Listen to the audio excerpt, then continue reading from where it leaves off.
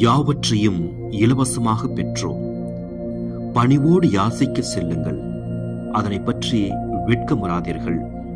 ஏனெனில் பாவத்தை தவிர நமக்கு வருவதெல்லாம் பிச்சையாக நமக்கு வருகின்றன. நமது மாபெரும் பிச்சையிடுபவர் தகுதியுள்ளவரும் தகுதியற்றோருமாகிய நமக்கு வாரி வழங்குகின்றார். செலானோ 2ஆம் நூல் 77. இன்றைய சிந்தனை: நாம நமது சொந்த பலத்தினால் கடவுளின் துணையின்றி சம்பாதித்தவைகள் ஏதேனும் உண்டா என்று பட்டியலிட்டு பார்த்தால் பாவம் மட்டுமே மிஞ்சும். நம்மிடமுள்ள அனைத்தும் இறைவனிடத்தில் யாசமாக பெற்றுக்கொண்டவை என்றால் பிறர் தேவைகளை உணரும் உணர்வு நம்மில் எப்போதும் மங்காதிருக்க வேண்டும் அல்லவா? நமது வளர்ச்சிக்கும் வளமைக்கும் காரணமாயிருந்த பலவை நமது தகுதி பாராது நமது தேவையை மட்டும் கண்டு நமக்கு தரப்பட்டவையால் ஆனதுதானே.